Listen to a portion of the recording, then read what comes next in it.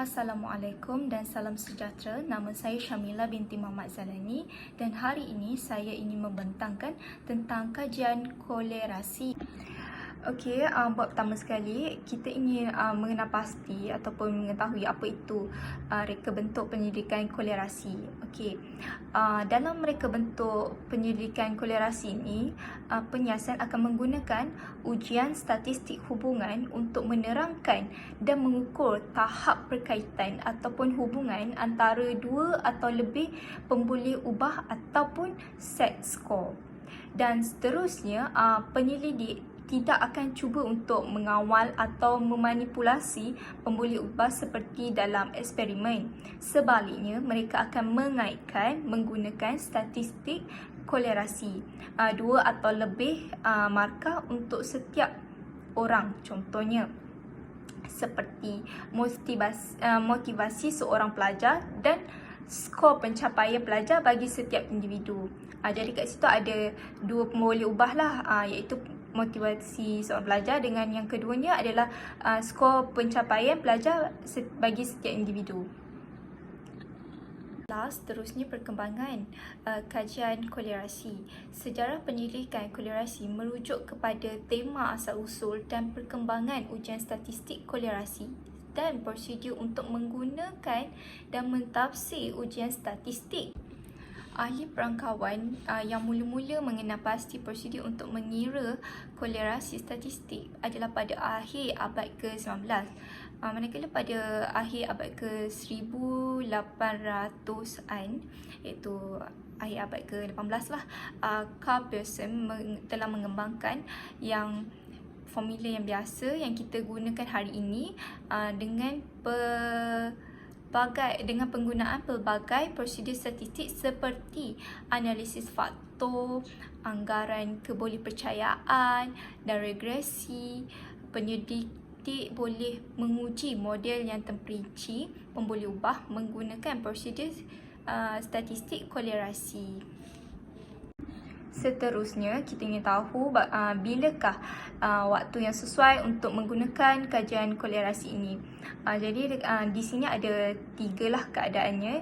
Yang pertama, kita boleh menggunakan reka bentuk kolerasi ini apabila kita berusaha untuk mengaitkan dua atau lebih pemboleh ubah untuk melihat sama ada ianya mempengaruhi antara satu sama lain, seperti hubungan antara guru yang menyokong perkembangan amalan yang sesuai dan penggunaan pendekatan keseluruhan bahasa untuk pengajaran membaca. Jadi dekat situ ada beberapa orang kata pemboleh ubah yang kita ingin mengaitkan lah.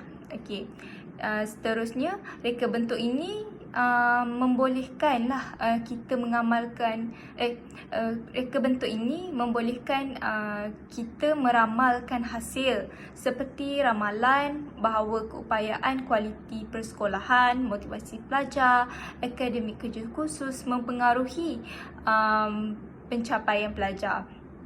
Jadi dia ada ramalan lah, so kita boleh gunakan penyelidikan kolerasi ni. Dan seterusnya, kita juga boleh menggunakan reka bentuk kolerasi ni apabila kita tahu dan boleh menggunakan data statistik berdasarkan pengiraan ujian statistik kolerasi.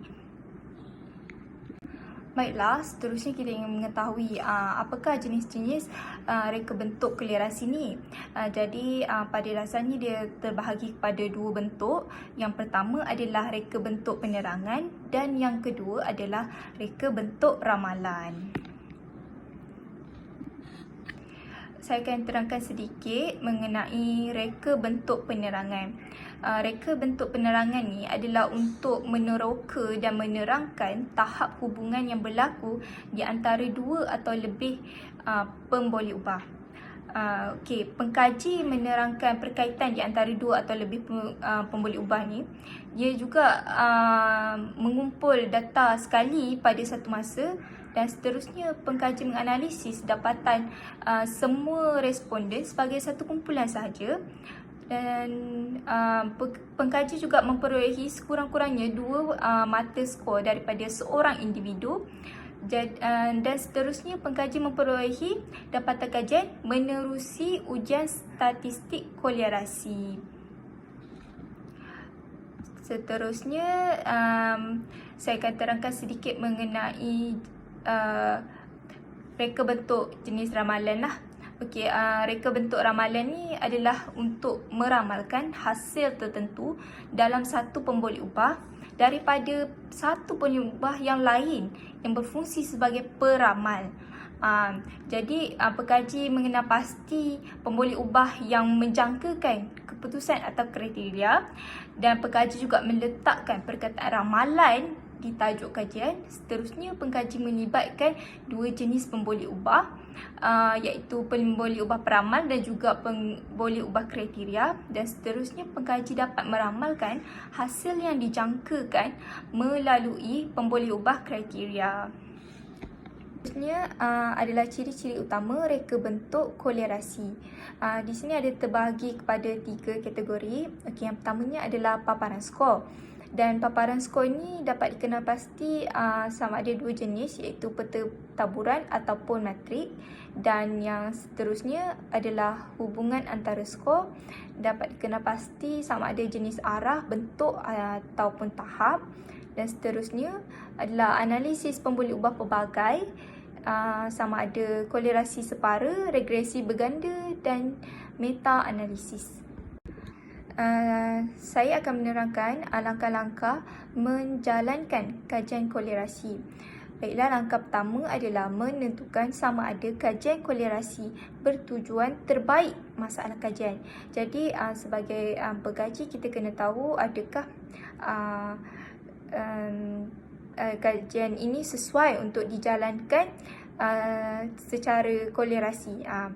Dan yang kedua, kena kenal pasti individu untuk dikaji. Jadi kena tahu siapa sampel dan adakah ianya bersesuaian.